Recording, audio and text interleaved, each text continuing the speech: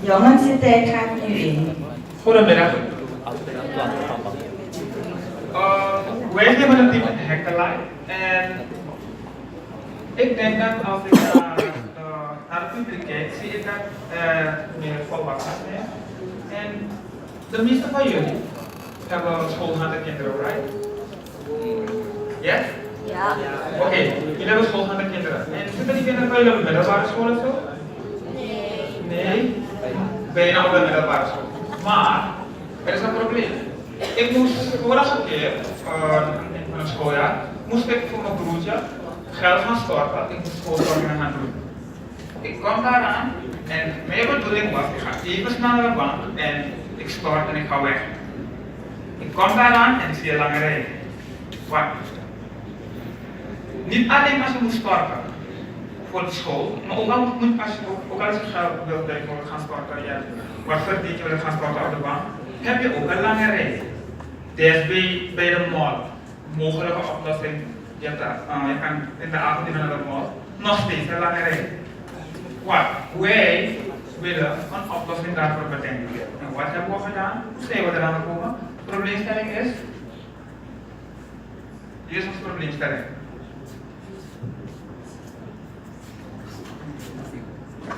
Lange rij bij de bank. Hoe vaak? Het is mij wel vaak overkomen.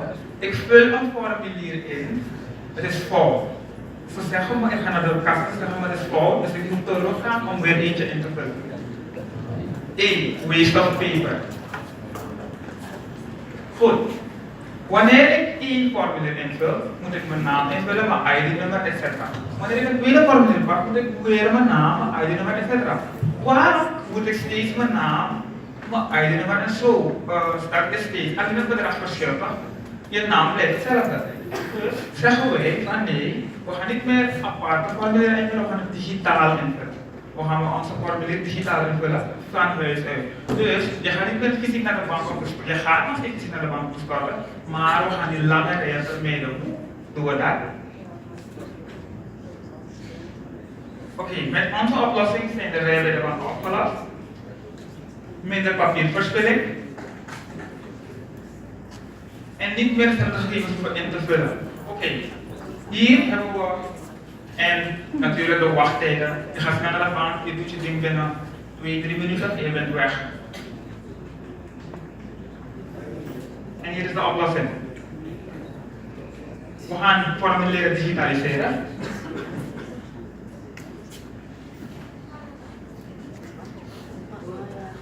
Oké, we gaan digitaliseren van het volgende systeem. Dat is eigenlijk de bedoeling. En een digitale agenda. En een timer. Oké, hoe geschiet dat? Check maar. Hier, je gaat naar de bank bijvoorbeeld, ze maken een login screen, zo je wordt ingelogd, ze maken een account bij je aan. En hier hoor je credentials in. Bij je credentials hoor je naam, want je hebt al geregistreerd. Goed, dit zijn de credentials van Boomsma, Theo, ingelogd in onze applicatie. Je kan kiezen van huis uit. Je kan kiezen als je wil starten, lichten, lenen, of je kan ook kiezen voor de optie agenda. Bij de agenda worden er afspraken gemaakt van, hey, weet je wat, ik wil zo'n dag komen, dus dan kan je altijd een afspraak maken.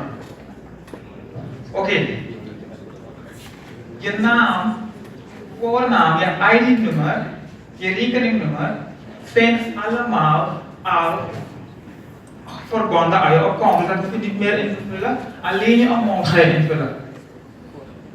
Op het moment dat je hebt ingevuld, wordt het gestuurd, dat krijg je dan nu. Op het moment dat je hebt ingevuld, krijg je nu.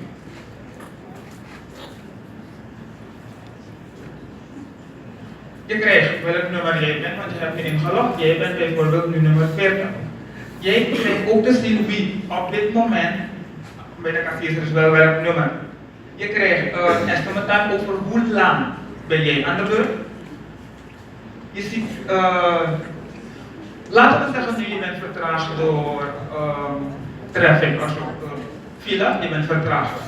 nog steeds worden wij voor een oplossing. Hoe doen we dat? Je ziet bijvoorbeeld, de tijd is gratis 45 seconden zijn over.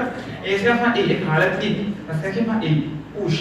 Die push wil zeggen, push me 5 ahead. Dat wil zeggen, jij wordt nu nummer 45. 5 mensen mogen nu voor je gaan. En je tijd wordt dan weer opnieuw gecalculeerd. Dat is onze mogelijke oplossing. Dus je hoeft niet meer in de lange rij te gaan staan. Je ziet de tijd, je kan je dingen doen en je gaat pas op het eind van de bank. Als je tijd aangebroken is.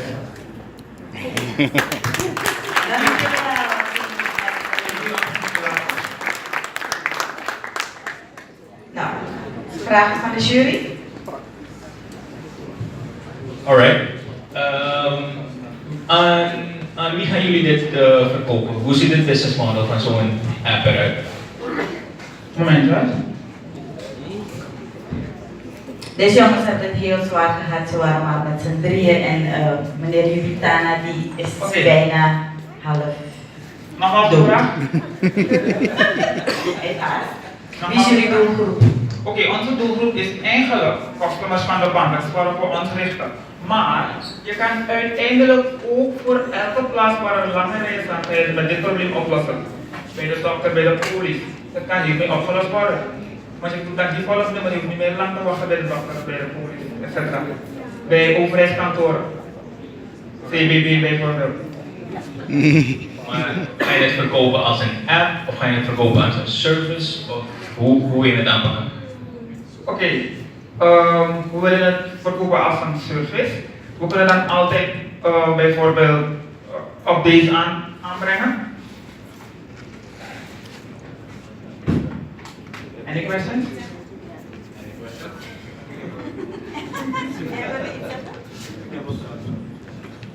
Zijn niet helemaal bij, is een beetje ziek. Oké, mijn vraag, ik ben developer zoals jullie weten en ik wil eigenlijk ook zien, omdat daarvoor hebben jullie de tijd niet gehad om dat te tonen, tenminste wat jullie gedaan hebben om dit te realiseren. Dus een paar seconden is oké. Ik denk dat het publiek dat ook wil zien, toch? Ja, graag. Ja? Ja of nee? Ja. Oké, graag. Een paar seconden. Een paar seconden. Gaat het nog?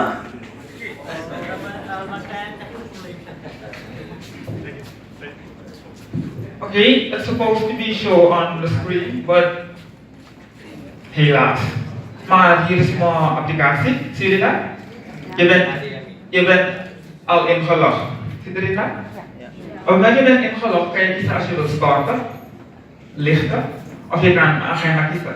Ik kies voor de optie starten. En dan is een nieuwe scherm open. Hier is leeg, maar hier komt die sheet en dat wordt gehaald uit van de bank, de server van de bank. En daar komt de sheet vandaan met gegevens die al daar worden ingevuld. Je naam, etc. Je meldt je aan en daar zie je volgnummer. Je berekent de tijd en je ziet dat je na 10 minuten aan de beurt zou kunnen zijn. Ziet erin dat? Op het moment dat je klaar bent, je ziet van laten we zeggen, er zijn 52 seconden over. Dan zeg je push me. En dan zeg je push. En je wordt nu nummer 11. Push me 5. Het is always push me 5. Je kan maximaal 1 keer pushen. We houden rekening dat je laat bent, maar we kunnen niet oneindig veel rekening houden. Uiteindelijk zijn afspraken. Dit was ons product, dank u wel. Zijn er vragen?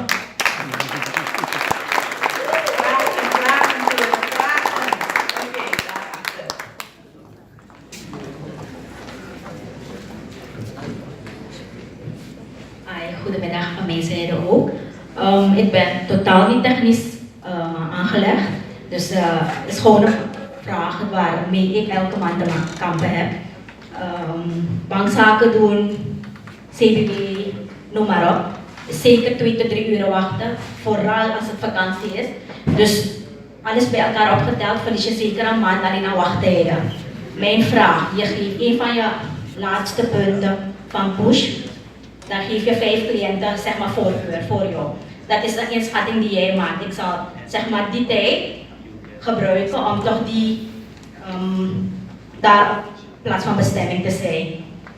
Maar en je eerste probleemstelling, of je probleemstelling was al met al alle punten bij elkaar genomen, uiteindelijk de wachttijden te verminderen.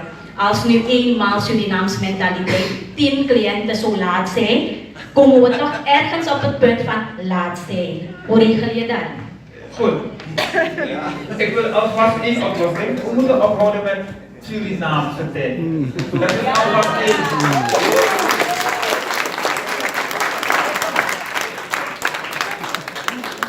We hebben al één keer rekening gehouden, want eigenlijk hadden we geen push ingebouwd. We hadden gezegd, ben je laat, ben je laat.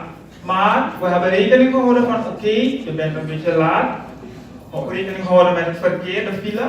Dus je kan 1 keer pushen. Laten we zeggen nu, je moet bij de DSB zijn of bij de aandeelhoudersbank, bijvoorbeeld aan de Jaarlijkse Plasmastraat. En je bent in een lijn 8. Je ziet bijvoorbeeld van ik haal de tijd niet. Maar je bent nog steeds in de buurt, want je hebt altijd haalt dat je daar moet zijn. Dus ik denk niet dat je nog een keer laat gaat zijn. Dus je bent maximaal een beetje laat, maar niet te veel laat. Oké, je had een vraag? Oké. In het concept van push eigenlijk, waarbij je tijd mensen voorkeur geeft. Als je nou een bepaald moment, ik ben user nummer 10, ik heb een bepaald tijdsbepaling van wanneer ik daar zou moeten zijn. Maar uiteindelijk, de mensen voor mij hebben allemaal gepusht en ik ben nu plotseling direct aan de beurt. Hoe handel ik het? Oké, daarmee hebben we ook rekening gehouden. Jij kan ook zien van ik ben zo'n tijd aan de beurt, want uiteindelijk wordt het probleem met de tijd. Jij volgt dan. Jij kan dat ook maximaal 1 keer pushen. Want dan zie je van het is eigenlijk niet jouw tijd. Eigenlijk is jouw afspraak nog steeds over 15 minuten, maar het kan altijd vereerderd worden. Maar je wordt niet kwalijk genomen als jij een tijd hebt gehad en je ziet van het was niet mijn tijd. Begrijp je dat? Oké. Toch, dankjewel. Na de presentatie de teamleden te woord staan nog meer vragen stellen. Dankjewel, een hartelijk applaus.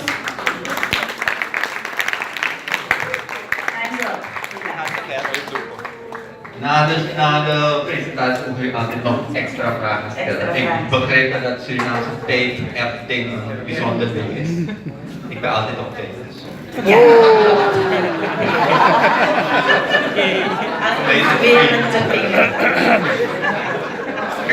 Ik heb het op video. Digital Initiative. Big data now. Team ZerOne is aan de beurt. ZerOne. Het zijn de veteranen. En team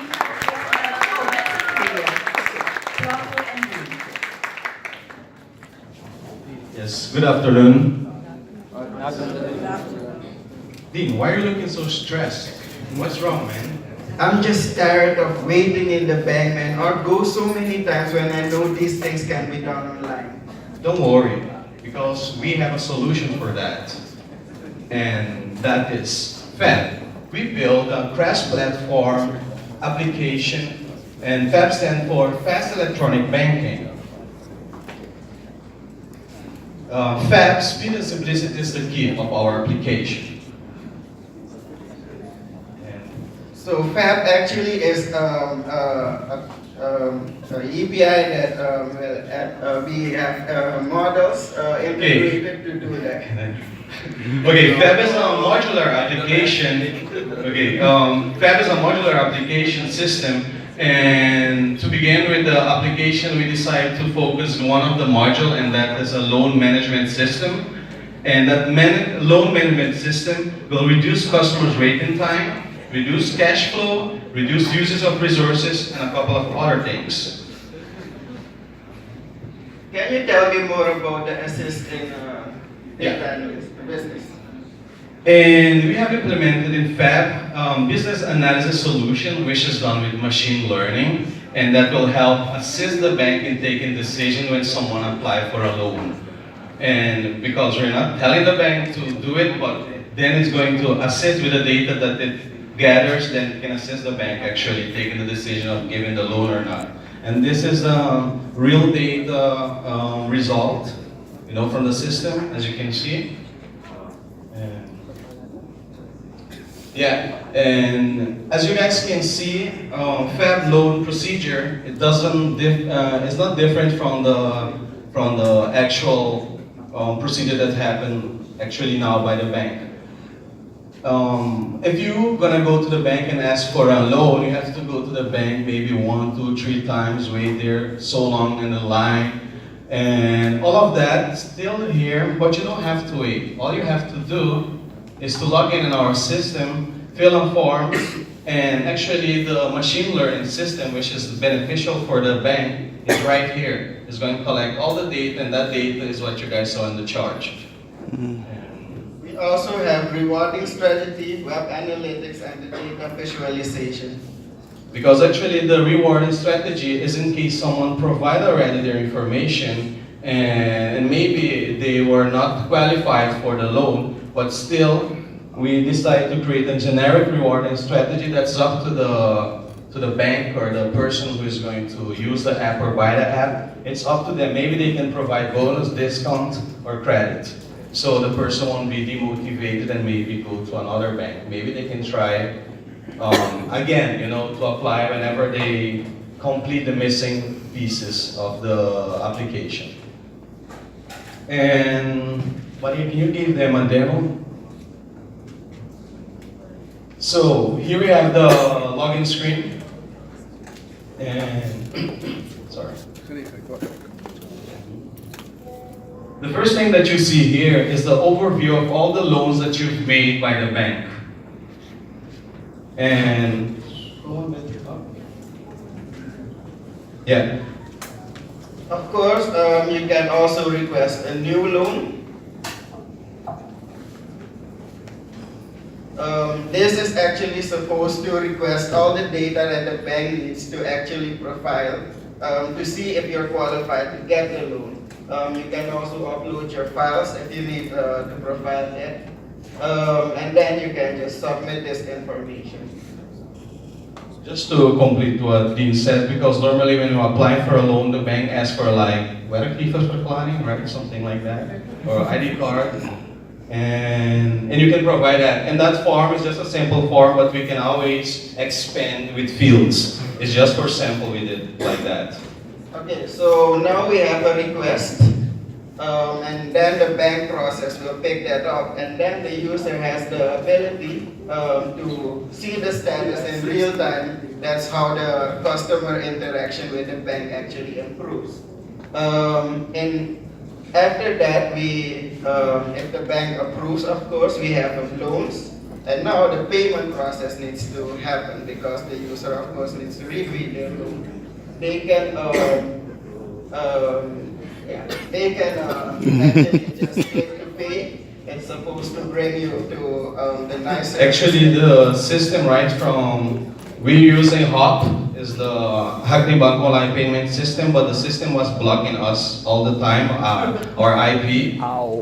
And so actually, I think because we enter our password a couple of wrong times, but actually what we're doing is we're paying the loan using HOP, and it was, I think we need to check for it to see why it's blocking. I think it's our IP or something like that. Dankjewel, team.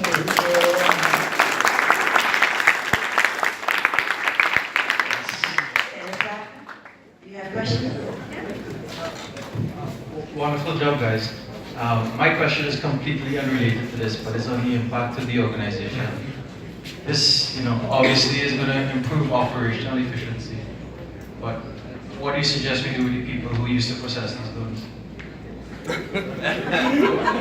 Oh yes, and that's that's why we put it here.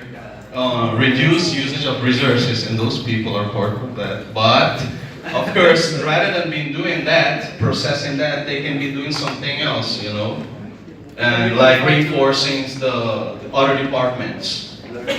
Yes. Another question? I saw something about data analysis. can you define it? Can you give me an example? Yeah, one of the components of the whole architecture is get a profile of a person based on the risk that the person has a loan or not. How is the probability that the person will default that loan? So, of course, this is a new app, and we just use existing loan data, and we get some analysis for that. The idea of this component, like this guy explained, is the architecture is oriented to microservices. So the machine learning components, each one of them will be set or offered to machine learning as a service. So it's not only the prediction, the model of prediction, the classification of the loan, it's also the exploration of the data, the preparation of the data. All that functionalities will be there. In this case, in particular, it's just reflecting the correlation between the distinct kind of data that will be in the database with the request of the loan. The distribution of the value, the statistics, related with the loan request and the actually lended money. So the people can see what is the relationship between these two values. And this part, for the existing data, we classify that the existing older models in the state of the art, that for that part, the blue area were the really good loans, and then only the 7% was classified like a bad loan. It's just... So what you guys are telling me is that with this data analysis, you can predict, or you can get out of the data which month people take the most loans, who is not, which category of salaries is not paying on time, and that, etc., etc. All right. Yeah, you want to know?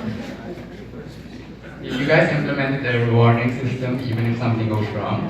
How do you ensure that people don't abuse the rewarding system and get, gains? And what other security measures have you guys put in place? Okay, the rewarding system actually is it's a rewarding system. So at each step you get, for example, for the fact that you have a valid request, you can get rewarding points because, like you said, people can abuse it. Those people will not get as much of a reward as the others. Why we are rewarding is actually the user is providing data that we can use for the machine learning techniques, which can help improve the services in marketing strategies, resources planning, anything. So that's why we actually do the rewarding system to also keep the customer happy to use the system. Zijn er nog vragen uit het publiek? Ja, heel wat vragen. Ik ga deze meneer hier achter geven. Uw naam graag. Jean-Paul van Ewijk. First of all, a remark. I have a suggestion for what to do with all of those resources that are not used in the bank anymore. Let them do something about helping people quicker so we don't stand in line that long. And I have a question about the machine learning part, which is quite interesting. What data is the machine learning about the clients, and how are you going to prevent the machine from becoming discriminating, where my name has impact or where I live has impact and stuff like that? Yeah, of course. In the state of the art, most of the existing model has deficits in some aspects. That is the idea of the customize according to the business rules and the characteristic of the data. The process of the analysis of the data is not just pick one model and apply, and every time you will have that result. You need to explore the data, you need to prepare the data, and according to the characteristic of the data, you need to pick and combine maybe some distinct models to assist. Always remind that this system is assistant. We are not taking decisions. This is not to replace the human specialist. This is just to help. It's just that. It's to get a global overview and some aspects, some patterns that the human being is not able to detect. Only that. Partij heeft beantwoord. Eén laatste vraag. Yes, good evening. Actually, it was a question based on what you just said, and my question is immediately, why not replace based on a human decision? The reason why I'm asking that is if it's a machine learning system based on a certain person is do's and don'ts, you can see a certain pattern if the person is able to pay a loan or not. And if the system is providing data about the person, that if the person is capable of paying such a loan, in the future, if someone says, I'm going to be able to pay the loan, and the system recognizes that the person is able to pay the loan, but is always, let's say, he's always late. He has to pay the first, but he always pays the 50. So the system knows, okay, the loan is actually killing him based on his income and his expenses. So the system will know you're not capable of taking another loan. A human will say, let's look how we can put it in. But the system will make hard decisions where the human won't. So my question is, at what time do you prevent that the data that is collected will actually be used, and when not? There are two things in this. First, we profile because the user in the request is requesting a certain amount. When we profile the user, we can determine if he can repay that amount. We also have opportunities like maybe you're not qualified for that amount, but based on your profile, the max we can give you is this amount. But this is still advising because this has influence on the economy of the bank in that case. Because if they extend loans and actually don't really have the guarantee, so they are like in charge. They take the final step, but they have the advice from our techniques to actually have the best results. Dankjewel.